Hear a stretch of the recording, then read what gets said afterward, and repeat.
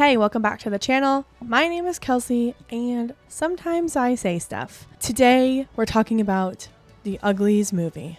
I have to say, to start with, that it was a huge disappointment.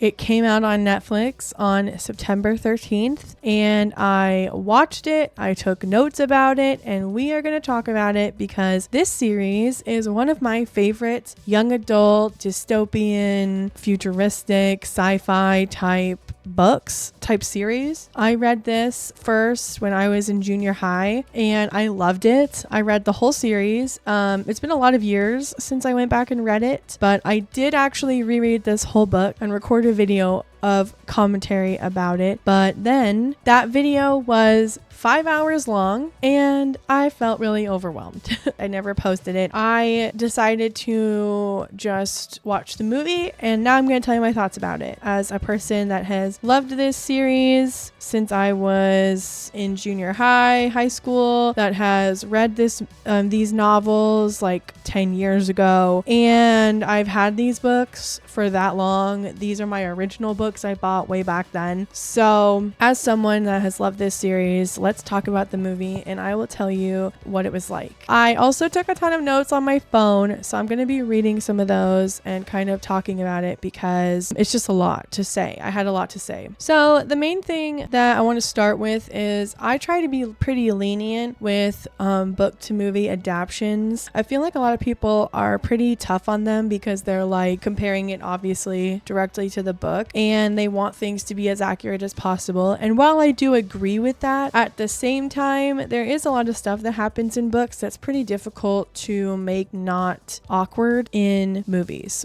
Like there's a lot of scenes that if it was a movie, it'd be weird or like hard to watch. It wouldn't be interesting. It wouldn't be, it'd be boring or awkward or weird. I think overall, I try to be lenient with book to movie adaptions. That's why I never usually like them anyway, is because I know that they're not going to be the same, and that does bother me, but I try to give them grace, for that, because like I was just saying, there's a reason why. Netflix did a bad job writing this movie. I don't know who wrote it. I didn't look into that. I don't know who directed it or whatever. The only thing I know is Joey King starred in it, and I actually do like her as an actress. I think she did a pretty good job, as well as the girl that played Shay and the guy that played David. I liked both of them. I think they did a great job as well. The acting wasn't bad. Like I can't ever blame most of the actors and actresses in these bad book to movie adaptations because it's not their fault that the script was bad. They do the best they can. They're just the actors, but it's all the writers and sometimes the directors, and actually probably always the director. I don't really know that much about how movies work. I'm more of a book person, less of a movie person. I don't know who's in control of what in the creation process of movies and stuff. But what I do know is that the writers of the script did bad. They did a bad job. It's not good. So I just want to know, my main question throughout this movie was, who keeps letting Netflix make movies? I feel like that was my main thought this whole time. Who keeps letting Netflix make movies? There have been a few very, very good movies that Netflix has made, but I feel like most of the time when Netflix makes movies, they are rushed. They are focused heavily on special effects with disregard for characters altogether, and they're full of cliche tropes that are supposed to capture your attention, and then you're not supposed to feel or dig any further past that. With this movie specifically, it was definitely special effects focused. The effects of the movie I felt like were medium. What I really liked was New Pretty Town. It felt to me accurate to how I pictured New Pretty Town versus Uglyville. And I think my only problem was that the buildings didn't float like they're supposed to. And also the dormitories in Uglyville were just downright depressing. And I feel like I kind of get where they were going with the buildings, you know, being concrete and all that, but it just didn't make sense for me. There's not really a description of like what the buildings per se look like of the dormitories. They just are dormitories. From what I remember, I did just reread this. I'm pretty sure there's not like a description of like, this is what the buildings are made of, you know? I could be completely wrong. Feel free to let me know in the comments if I missed that. But in the movie, they're like concrete, this big concrete building. And I remember this one scene, Tally jumps out of her window like she always does in the books, except that it seems that her dorm is like 3 stories up and she just jumps out, just like she does in the books. And I was just laughing because I was like, you know, maybe that's not how high up her room was, but it was really ambiguous and it just seemed silly. Like, yeah, there's a lot of suspension of disbelief, but you know, she's not going to jump like 5 stories out of a building and survive that. She like jumps out of her window and just lands on her feet. Like, okay. Netflix does this thing. They focus so much on special effects and making the movie look interesting that they completely disregard the story and the characters. I mean, by now, if there's one thing we have learned is that people would rather watch something that has a great story that doesn't look as nice than they would watch something that looks amazing with a crappy story. Has The Office taught you nothing? Like, The Office is one of the most beloved TV shows I know of. I love that show. I know there's a lot of fandoms around TV shows and stuff, but The Office fandom is huge. It's a TV show about like 10 people that work in the same building, in the same office for like 10 years. They do nothing. Like, they go to the office and there's like silliness that happens, but the focus of the show is the relationships and the people. The relationships, the people, the characters, their backstories, all of those things work together to make that show what it is. It does not need fancy special effects. It does not need crazy action story sequences. You know, I feel like that's the big mistake I see lately with movies and TV shows, is like there's this obsession with making it look cool instead of just staying true to the story and staying true to the characters. We didn't come here for special effects. We came here because we love this book and we want to see it in real life. And Netflix did not do that. They did not do a good job. The movie starts with a bunch of exposition, which I hate. Like, when a movie starts with telling you a bunch of things flat out, I just know it's not going to be good. Usually. Sometimes there is a way that you can do exposition at the beginning that sets things up, but a lot of times when movies do exposition, it ends up just being like throwing information at you. Hundreds of years ago, people became overly reliant on fossil fuels. They squandered Earth's natural resources, and the planet quickly descended into chaos and war. We call those people Rusties. A few of the very best scientists were tasked with salvaging what was left of civilization, and they came up with something revolutionary. So that they don't have to show you it later like they're supposed to. And weirdly, in this movie, they do the exposition at the beginning and then they add in a bunch of stuff in the movie where Tally is in school and they show her working on a school project, and her school project is all the things that they just threw at you in the exposition in the beginning. Like, it's 10 minutes in or something like that where they do that. And I don't understand why they did all the exposition at the front if they were just gonna put it in the movie anyway, and it would have made more sense if they didn't tell you all of that and you got to see Tally doing her school project. It's a crappy way to tell you the stuff they tell you. It's a bunch of world building about how we were killing each other, and so that's why the scientists invented the surgery so that everyone would be on the same level, and so that was supposed to solve all the world's problems, which is actually just a bunch of propaganda in the story. But that's part of what makes the world interesting, is like we're getting all of this information from Tally, who has been fed this propaganda her whole life. Anyway, they could have talked about it throughout the movie and made it much more interesting. The way that it's pieced together in the book, it's like you get little crumbs of it throughout the book, and that's part of what makes it interesting is you find out a little bit more about this world as you read the story. And so it's like, it bothers me when they just throw all this stuff at you to start with. I wish that they would show it instead of tell it to you. That's another check off the box of all the problems that modern movies have.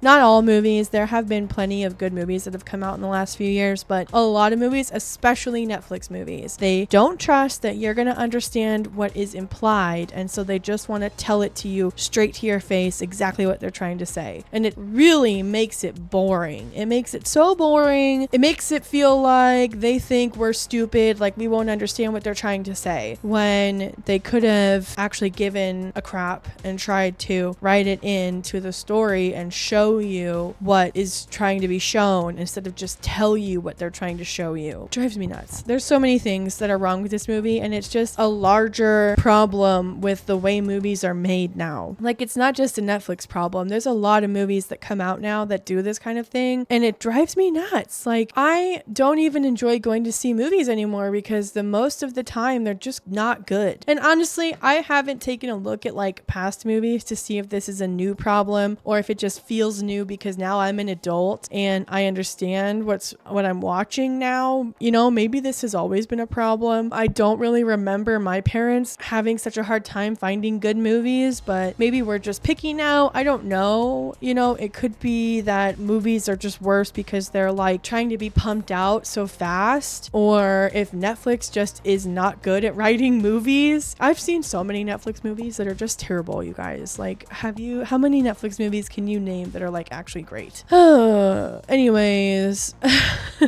So in this movie version of the Uglies world, the white orchid was engineered by scientists to be their new power source, basically. It's like a sustainable form of energy. I don't really understand why. I will be honest, I have not reread any of the other books. I started with Uglies and that was what I did, and I'm kind of just focused on that because I'm talking about the movie, and I didn't want to start reading the other books again until I talked about it because I know it's just gonna all get mixed up in my head. So I do not remember what happens later, but what I do remember, or what I do know, is that in Uglies the book, the flowers have nothing to do with anything. Like, they're just one of the markers of how to get to the smoke. And when Tally, at the end of the clues that she follows, she ends up in the field of the white flowers, and the rangers are setting fire to the flowers because they're actually a invasive species and they're taking over everything. And so the rangers are there to burn the flowers and keep them under control because, you know, the flowers invade a place, they kill the vegetation, and then the flowers themselves die because they don't have the pollination that they need. So that's the thing. But in the movie, they made the flowers the energy source for the cities. They added so much to these movies that they didn't need to. It changes the plot. I'm probably not making sense. There's just so much to say. So we also get this big flashback exposition of Tally and Paris making their promise together, which I thought was an interesting way to talk about, you know, the promise that they made instead of just hearing it from Tally later when she goes to the party. And I kind of liked that, but then they kept doing these flashbacks of showing Tally and Paris together, and honestly it just ended up taking up more time that they could have devoted to other things. And so they like took time away from showing Tally actually in the smoke to show us flashbacks of Tally and Paris as kids. It doesn't even really matter because Paris is not even important. I do not know why they added so much of Paris to this movie, but they were really trying hard to make it like this love triangle situation when they had to add a ton of extra things to Tally and Paris's relationship to even get close to being kind of a love triangle. And even still, I did not feel the love triangle at all. Like, I am probably biased because I know what happens in this story. They spent a bunch of time adding in extra scenes instead of just trying to flesh out these characters in a meaningful way, and it shows. You know, they like drop little subtle things here and there, but you don't really get the full picture of feeling like these characters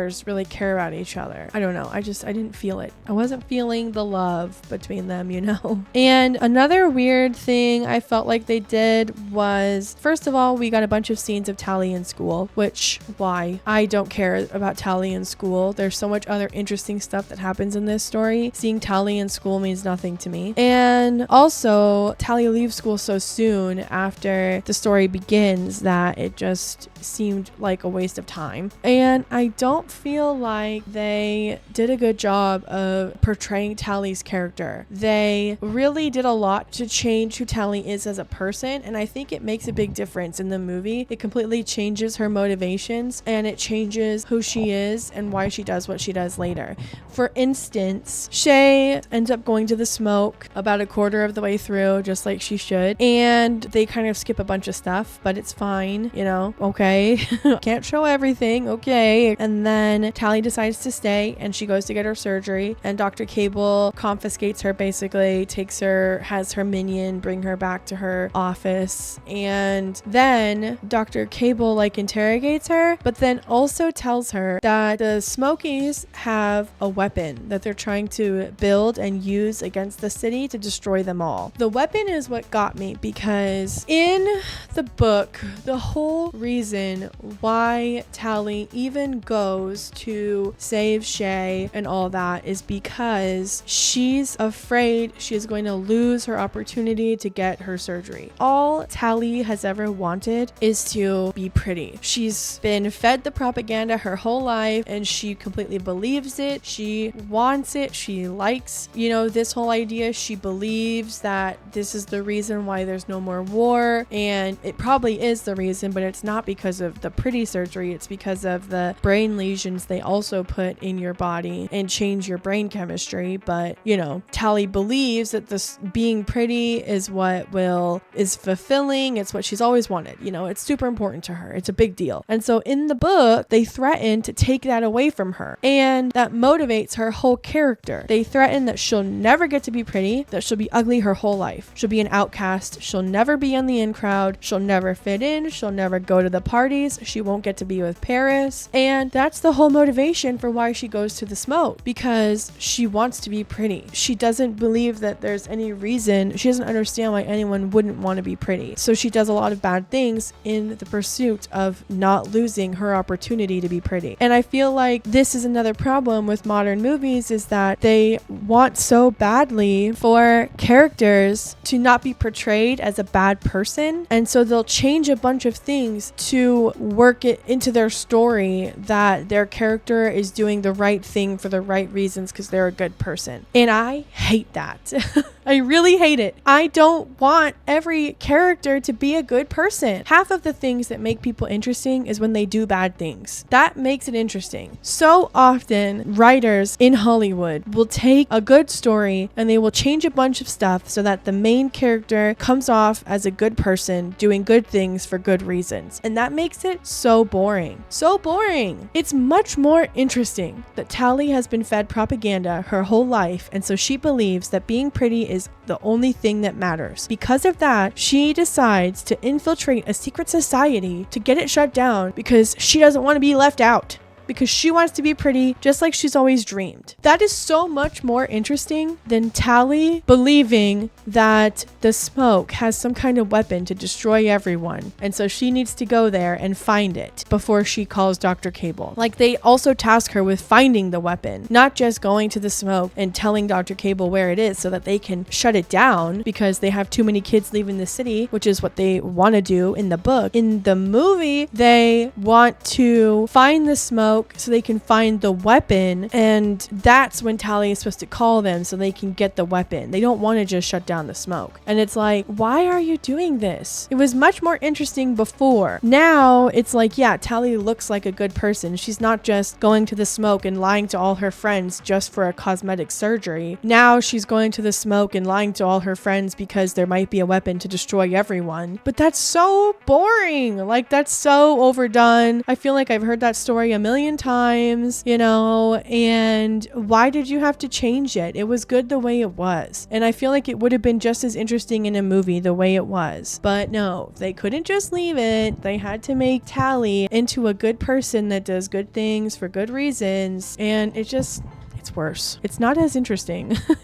that really bothered me that they did that, because it really changes the motivations for Tally's whole character for the whole thing. Like, it changes everything. And the weapon ends up just being the cure that David's mom is working on. I don't even remember her name, but that's the weapon. And I was like, that's annoying. Like, the weapon is just the cure for the lesions. Like, how does Dr. Cable even know that she has that? Because in the book, she doesn't even know that she has that, because she was working on it secretly in the smoke for like 20 years. I don't know. That's one of this movie was just a mess. You know, it really bothered me, and it's kind of the epitome of everything that is wrong with when books get adapted into movies. You know, it drives me nuts. There's only kids from Tally's city in the smoke. The smoke is just people that have run away from Tally's city. Dr. Cable is just trying to get people back for her own city. There's no other cities in this movie. There's no world. It's just Tally's city, and that's all that there is. And I kind of waited to hear like about other kids from other places, but they just decided not to put that in at all. And I feel like that just makes the world so much smaller. What about every other place in the world? Is the whole world like this? Is this the world? Everyone in the world lives in this city? Like, what are we doing here? You know, Tally gets to the smoke and David saves her from the flowers and takes her back to their outpost, which they end up spending most of their time in. They go to the outpost and they say they need to vet her first before they take her to the smoke. And they spend like 3 days there, which is like a bunch of the time of the movie, because they go to the outpost. Tally meets up with Shay, and in the book that's good enough.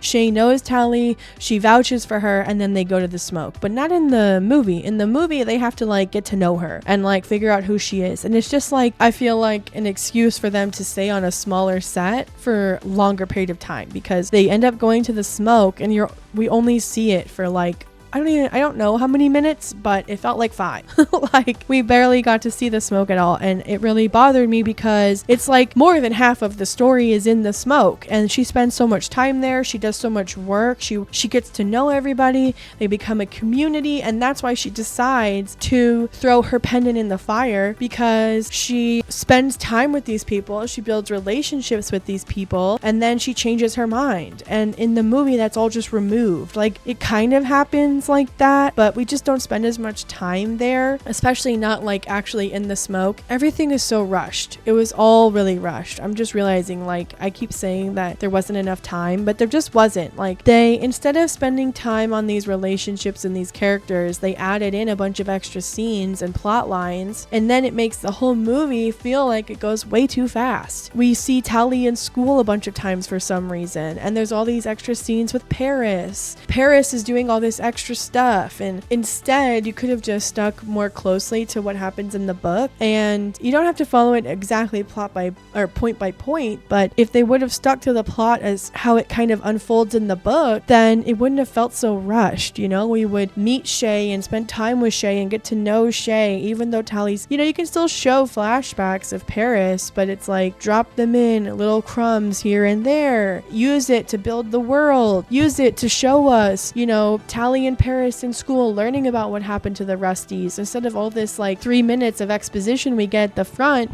they could have dropped that in a crumb in a flashback later on in the movie. It would have been interesting, and it would have built upon their relationship and would have made it feel like they're much closer, instead of like just this like throwing things at you all the time to keep it like fast paced, but it's too fast. Like, there's no time for anyone to become good friends. There's no time to get close to each other. And I think that's the real issue with this movie, is like everything feels pointless or it feels shallow, and so it doesn't have a real impact when you're watching it. And then, like I said, there's so much focus on special effects that not only are we not spending enough time with these characters to really get invested in them and care about them, things are changing too fast for us to really have a moment to like enjoy what's happening to them or be upset by what's happening to them. I think that's pretty much everything that I wanted to say about this this movie. I was thinking about going over the plot a lot more in depth, but it's going to be like a ridiculously long video if I do that. I think they just did this book a disservice by the way that they wrote it, and I didn't like this movie. Like, I can't believe that we've been waiting over 20 years for this. This movie was really rushed. It felt like, you know, they just wanted to make it as interesting looking as they could, and they didn't take time to really care about the writing of it as what feels like the usual in Hollywood these days. I don't understand it. Like, stop taking good books and good stories and ruining them. Stop. Like, why? I don't have any faith anymore that a beloved story is going to be taken and made into something actually worth my time. And I hate that. We care about these stories so much, and the writers of these movies just want to make it look fancy. They want to make a lot of explosions. They want to make it look futuristic. They want to use a lot of CGI. And it's like, stop. Stop it. You're ruining everything we love. Stop touching things. Leave it where it is. Just let it be. I was hopeful that they would do a good job with this movie, and I didn't even watch any reviews. I didn't even watch any reviews of this movie before I made this. I watched it myself. I purposefully stayed away because I didn't want anyone else's opinion to cloud my judgment because I knew I was going to make this video. And even still, watching it on my own, like, I just was so angry the whole time because I have so many problems with it. They took so many liberties with the story. They go off track so much that it just feels like everyone's motivations for everything they do is completely different. And I have no faith in Netflix that they can make a good movie. This whole thing was disappointing and frustrating, and I'm really tired of seeing the things I love get turned into crappy movies. So I think that's all I have to say for today. Follow me on Twitter at Kelsey's Place if you want updates, and I also stream video games every Monday and Thursday at 1 p.m. usually, sometimes 2 p.m. Eastern Standard Time. Come hang out with us. We're working on an Animal Crossing island. Thanks for watching. I will see you guys in the next one. Goodbye. Bye. Bye.